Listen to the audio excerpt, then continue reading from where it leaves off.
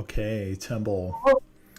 So your battered and bruised body is laying on the floor of a cold, rusted cell. Mm-hmm. You you're you you're just completely on top of just the demoralization. You also have this just feeling of that there is definitely possibly some internal injuries which you have suffered. Your mind wanders and finally you fall into a coma like sleep. You feel as though you're falling through just darkness, just unfathomable amounts of darkness. And finally, everything, you feel like you slow. And as you do so, you're standing in just complete darkness. And then light.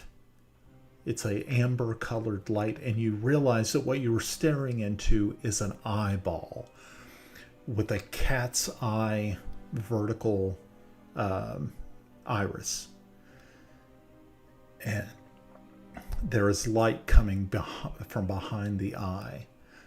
From the eye itself, from one bottom corner of it, you see a molten metal tear fall from it. It blinks once, twice, and the tear lands at your feet. You look into the cat's eye aperture, and you see that there is something there, but it makes no sense. What could be beyond it? And you step forward and through the eye. And on the other side, you're now standing in a room. You're by yourself, but you think you're by yourself. And just as you feel that this is utter despair and loneliness, a hand lands upon your right shoulder. And you turn and you look into the face of Raven, who is now the same height as you. You're actually the same height as she is. And she just leans up and kisses you. And as she does so, she breaks free, but keeps her head near your ear, just kind of past your ear, and says, "How far are you willing to follow me?" And as she pulls back, you see her face turns into that of a skull, and a crown of beaten metal sets upon her head. She looks down with these piercing blue light eyes that just chills your soul. But then her face changes back to that of Raven, and she just smiles at you. And then she just bends down one more time, and she says, "Timble, you've got to wake up now. You've got to wake up."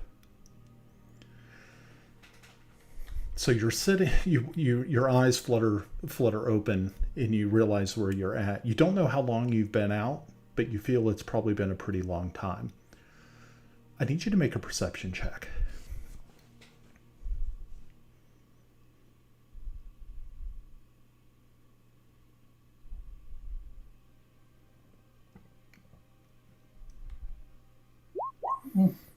Okay. Actually, that's not bad.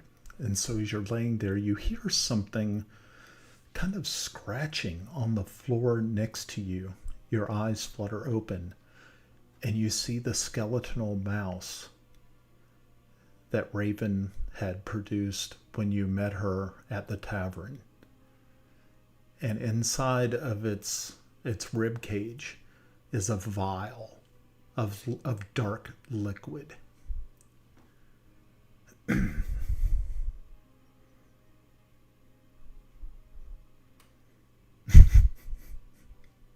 Without moving, I'm going to look as best I can to get a gauge. Am I being watched?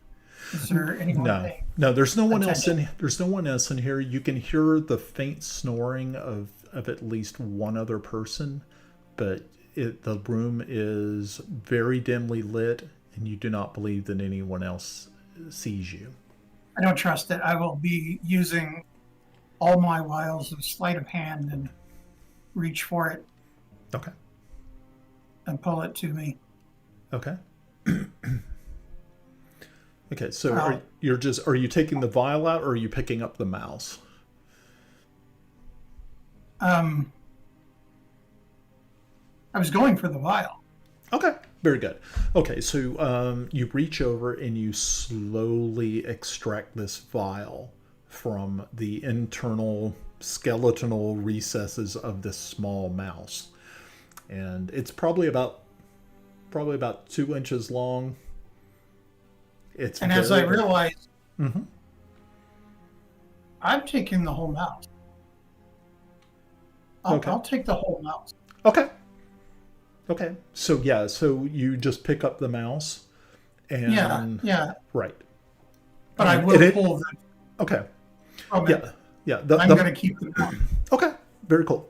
Okay, right. So yeah, you can actually put the mouse in like a pocket, the little skeletal mouse in a pocket or a bag or whatever you decide to do. Okay. All right. Anything? What's the vial look like? It just has a very dark liquid in it. You definitely know that it is not a healing potion. You're thinking it has some other sort of properties, but you're not really too sure what it is. You can make an arcane knowledge check.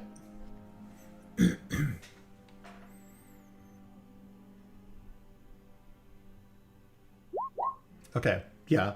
As you hold it up to the very dim light, you can actually see that it looks as though whatever is inside of the vial is actually trying to dissolve the vial from the inside.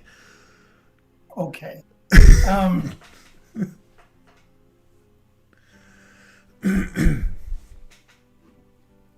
Damn these women. And I'll just quaff it. I'll pop the top and pour it down my own throat. Okay. All right. As soon as it lands on your tongue, you realize that you've made a very, very serious mistake. The acid, Okay. which is in the vial, literally starts to eat through your tongue and your mouth immediately. You are going to take. Handing me things that look so odd. Okay. You actually take 11 points of damage and fall unconscious. Okay. Okay.